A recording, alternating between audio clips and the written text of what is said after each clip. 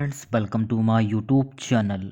आज के इस वीडियो में जो आपका यूपी पीसीएल एग्जीक्यूटिव एग्जीक्यूटिव एग्ज hello friends, welcome to my YouTube channel. आज के इस वीडियो में जो आपका यूपी पीसीएल एग्जीक्यूटिव असिस्टेंट का 21 नवंबर 2022 का मॉर्निंग शिफ्ट का एग्ज़ाम हो गया दोस्तों। तो 21 नवंबर 2022 मॉर्निंग शिफ्ट में पूछे गए सभी क्वेश्चन इस वीडियो में डिस्कस करेंगे। तो इस वीडियो को पूरा ज़रूर देखिए। वीडियो अच्छा लगे वीडियो को लाइक और शेयर जरूर करें। जिन बच्चों ने चैनल को सब्सक्राइब नहीं किया है तो प्लीज़ चैनल को सब्सक्राइब करें, नोटिफिकेशन बेल को ऑन करना ना भूलें। तो चलिए स्टार्ट करते हैं आज का वीडियो। पहला क्वेश्चन पूछा गया था, बंगाल के प्रथम गवर्नर कौन थे। देखिए गाइस, बंगाल के जो प्रथम गवर्नर जनरल थे वो लॉर्ड वारेन हेस्टिंग। कुछ महत्वपूर्ण फैक्ट जान लेते हैं। लॉर्ड वारेन हेस्टिंग 1773 से 1785 तक बंगाल के पहले गवर्नर जनरल थे। तो ये फैक्ट आपको याद कर लेना है। वारेन हेस्टिंग के शासनकाल के दौरान 1773 के रेगुलेटिंग एक्ट और 1784 के पिट्स इंडिया एक्ट जैसे महत्वपूर्ण अधिनियम जो हैं वो पारित किए गए थे। ये भी फैक्ट आपको ध्यान में रखना है। अगला फैक्ट, मुस्लिम कानून और संबंधित विषयों के अध्ययन के लिए 1781 में वारेन हेस्टिंग द्वारा कलकत्ता मदरसा की स्थापना की गई थी। ये भी फैक्ट आपको ध्यान में रखना है। उन्होंने क्लाइव की दोहरी सरकारी प्रणाली को समाप्त कर दिया। ये भी फैक्ट आपको ध्यान में रखना है। एक क्वेश्चन का पेट्रोलियम संस्थान देहरादून से क्वेश्चन पूछा गया था। क्वेश्चन क्या पूछा गया था ये हमको नहीं मालूम है, लेकिन हाँ, एक क्वेश्चन आपका पेट्रोलियम संस्थान देहरादून से पूछा गया था। नेक्स्ट क्वेश्चन आपका पूछा गया था नेचुरल पास सिक्किम से क्वेश्चन पूछा गया था। तो कुछ महत्वपूर्ण फैक्ट जान लीजिए आप लोग। क्वेश्चन क्या पूछा गया था, अधूरा कुछ क्वेश्चन है, ठीक है। पहाड़ों की खूबसूरती को खुद में समेटे हुए सिक्किम तक पहुंचना मुश्किल नहीं है, क्योंकि सिक्किम की राजधानी गंगटोक देश के सभी प्रमुख शहरों से जुड़ा हुआ है। अब देखिए, यहाँ से आपको एक फैक्ट याद कर लेना है। अगर पूछा जाए पेपर में कि सिक्किम की राजधानी क्या है, तो आपको ध्यान में रखना है कि सिक्किम की राजधानी है गंगटोक। हाल के दिनों में भारतीय टूरिज्म सेक्टर में सिक्किम का नाम बेस्ट टूरिज्म डेस्टिनेशन के तौर पर उभरकर सामने आया है। बड़ी संख्या में पर्यटक और छुट्टी मनाने वाले लोग हर साल सिक्किम आते हैं। रूमटेक और मोनेस्ट्री, गणेश टोक, नाथुला पास और नाथुला लेक, हनुमान टोक, युमथंग वैली जैसी कई जगहें और कई वाटर हॉल्स हैं। तो ये सारे फैक्ट आपको ध्यान में रखने हैं, जो कि परीक्षा की दृष्टि से काफ़ी इंपॉर्टेंट भी हैं। नेक्स्ट क्वेश्चन देख लेते हैं। भारत में पंचायती राज की व्यवस्था कहाँ से ली गई है। अब देखिए, यहाँ से क्वेश्चन पूछा जा रहा है कि भारत में जो पंचायती राज की व्यवस्था है कहाँ से ली गई है। तो महत्वपूर्ण फैक्ट जान लीजिए। भारत में प्राचीन काल से ही पंचायती राज व्यवस्था अस्तित्व में रही। आधुनिक भारत में प्रथम बार तत्कालीन प्रधानमंत्री जवाहरलाल नेहरू द्वारा राजस्थान के नागौर जिले के बगधरी गांव में 2 अक्टूबर 1959 को पंचायती राज व्यवस्था लागू की गई। अब देखिए, यहाँ से एक फैक्ट आपको ध्यान में रखना है कि पंचायती राज व्यवस्था जो है कब लागू की गई, 2 अक्टूबर 1959 को। ये आपको ध्यान में रखना है, ठीक है। नेक्स्ट क्वेश्चन पूछा गया था, सुरेश रैना की किताब का नाम क्या है। अब देखिएगा, सुरेश रैना की किताब का नाम क्या है, विलीप जीवन और क्रिकेट ने मुझे क्या सिखाया। ये सुरेश रैना की किताब का नाम है। इसे आप अच्छे से याद कर लीजिए, हो सकता है कि कोई क्वेश्चन रिपीट हो जाए। हिंदी से देखिएगा, सकर्मक क्रिया और अकर्मक क्रिया और सकर्मक क्रिया से क्वेश्चन पूछे गए थे। तो देख लीजिए, सकर्मक क्रिया और अकर्मक क्रिया में अंतर क्या होता है। देखिएगा, अकर्मक क्रिया वाक्य में अपने साथ कर्म नहीं लाती है। तो ये फैक्ट आपको ध्यान में रखना है, ठीक है। अगला फैक्ट देखिएगा, सकर्मक क्रिया वाक्य में अपने साथ कर्म निश्चित रूप से लाती है। यह भी फैक्ट आपको ध्यान रखना है। अकर्मक क्रिया में क्या होता है, देखिएगा, अकर्मक क्रिया का प्रयोग कृतवाच्य एवं भाववाच्य में होता है, जैसे कि आम फलता है। तो ये सारे फैक्ट आपको ध्यान में रख लेना, जो कि परीक्षा की दृष्टि से काफ़ी इंपॉर्टेंट भी हैं।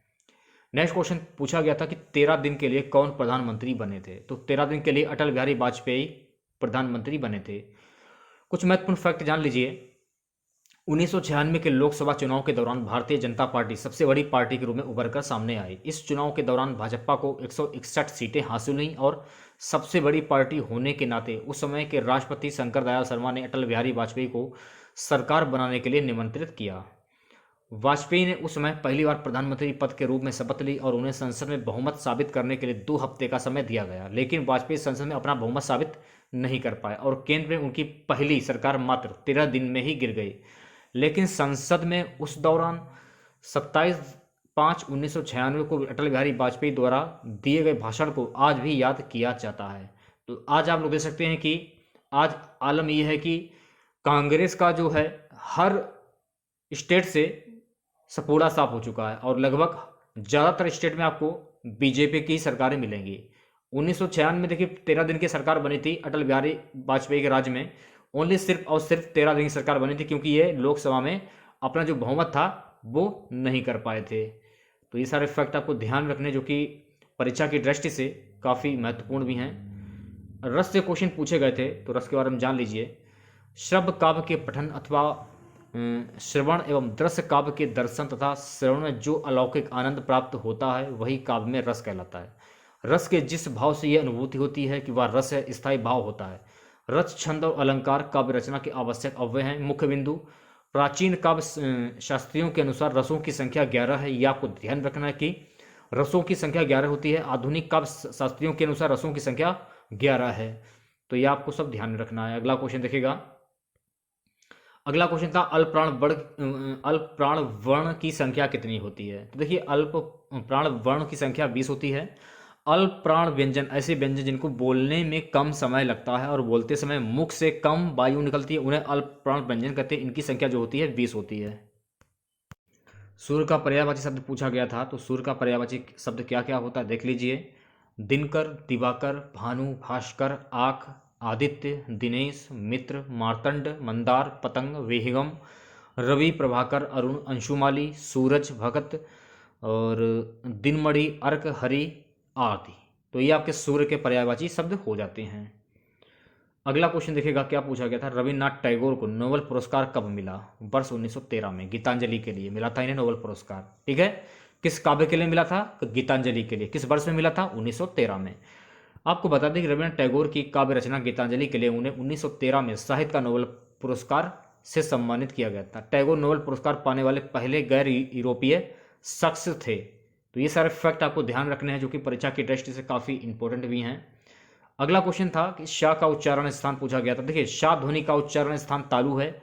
तालु में जिन व्यंजनों के उच्चारण में जीवा का अग्र कठोर तालु को स्पर्श करता है तालु व्यंजन कहलाता है। जैसे कि चा, छा, जा, झा, या, शा, या, अतः सही विकल्प तालु होगा। ठीक है, जहां पे भी ये शब्द आ जाएं चा, छा, जा, झा, या, शा, या, तो आंख बंद करके आप तालु पर टिक कर दीजिए। ठीक है, ये आपको ध्यान रखना है।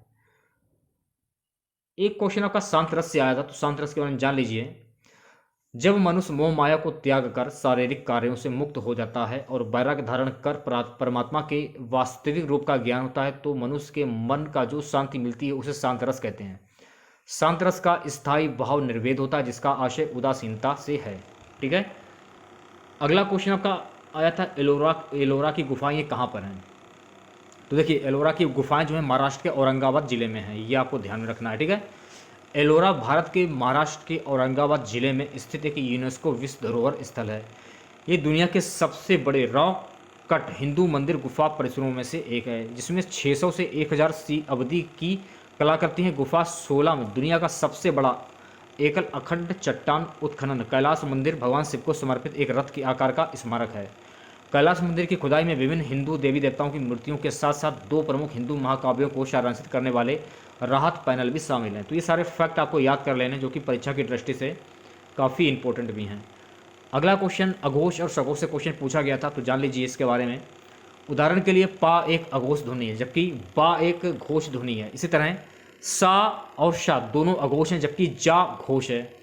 देवनागरी के हर नियमित वर्ग में पहले 2 वर्ण अघोष और उनके बाद के 2 घोष होते हैं। का, खा, चा, छा, ता, था, टा, ठा, पा, फा अघोष होंगे जबकि गा, घा, जा, झा, दा, धा और डा से डलिया ढक्कन, बा, भा, मा ये घोष हो जाएंगे। तो ये सारे फैक्ट आप याद कर लीजिए, हो सकता है यहाँ से क्वेश्चन रिपीट हो जाएं। MS ऑफिस 1990 से क्वेश्चन था। एक क्वेश्चन आपका बौद्ध धर्म से था, तो जान लीजिए बौद्ध धर्म के बारे में। बौद्ध धर्म भारत की भ्रमण परंपरा से निकला ज्ञान धर्म और दर्शन है। ईसा पूर्व 6वीं शताब्दी में गौतम बुद्ध द्वारा बौद्ध धर्म का प्रवर्तन किया गया। गौतम बुद्ध का जन्म 563 ईसा पूर्व में लुम्बिनी वर्तमान नेपाल में है। उन्हें बोध गया में ज्ञान की प्राप्ति हुई, जिसके बाद सारनाथ में प्रथम उपदेश दिया और उनका महापरिनिर्वाण 483 ईसा पूर्व कुशीनगर भारत में हुआ था। तो ये सारे फैक्ट आप याद कर लीजिए, जो कि परीक्षा की दृष्टि से काफ़ी इंपॉर्टेंट भी हैं। एक क्वेश्चन आपका MS ऑफिस किस नेटवर्क से आया था, ये आपको ध्यान रखना है। दूसरी बौद्ध संगीत कहाँ पर हुआ था, इसके बारे में जान लीजिए।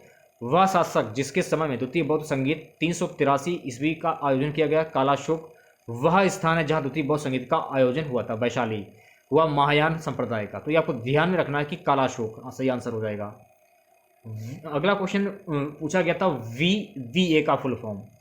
तो इसका जो फुल फॉर्म होता है visual basic for application, VBA Microsoft office और उससे जुड़े अनुप्रयोगों के लिए प्रोग्रामिंग भाषा है। ठीक है, ये आपको ध्यान रखना है। नेक्स्ट क्वेश्चन था किस राज्य को कासरगोड साड़ी का GI टैग दिया गया है, इसके बारे में जान लीजिए। तमिलनाडु को दिया गया है GI टैग, ये आपको ध्यान रखना। ठीक है, तमिलनाडु की कांदगी साड़ी को GI टैग प्रदान किया गया है। कांदगी साड़ी का निर्माण शिवगंगा जिले के कराईकुड़ी तालुक में किया गया है। कपास से बनने वाली इस साड़ी का उपयोग ग्रीष्म काल में किया जाता है। तमिलनाडु के इस साड़ी को GI टैग प्रदान किया गया है। तो ये सारे फैक्ट आपको याद करने, जो कि परीक्षा की दृष्टि से काफ़ी इंपॉर्टेंट भी हैं। अगला क्वेश्चन था control plus shift plus N से एक क्वेश्चन था कि control plus shift plus N से क्या प्रयोग मिलाया जाता है। एक क्वेश्चन आपका ईमेल से पूछा गया था। ग्रैमी पुरस्कार जीतने वाली पहली भारतीय महिला, तो देखिए ग्रैमी पुरस्कार जीतने वाली पहली भारतीय महिला है तन्वी शाह। कथकली कहाँ का लोक नृत्य है, तो इसके बारे में जान लीजिए। कथकली एक प्रदर्शन कला जो केरल को अलग करती है। शब्द कथा का अर्थ कहानी और काली का अर्थ नाटक है। यह पारंपरिक रूप से भारतीय महाकाव्यों और पुराणों से विचारों और कहानियों को स्पष्ट करने के लिए सूर्यास्त के बाद मंदिर के परिसर में किया जाता है। कथकली गीतों के लिए इस्तेमाल की जाने वाली भाषा है मणि प्रबलम, अर्थात मलयालम और संस्कृत का मिश्रण। तो ये सारे फैक्ट आप याद कर लीजिए, जो कि परीक्षा की दृष्टि से काफ़ी इंपॉर्टेंट हैं। तो ठीक है, मिलते हैं नेक्स्ट वीडियो के साथ। जय हिंद, जय भारत।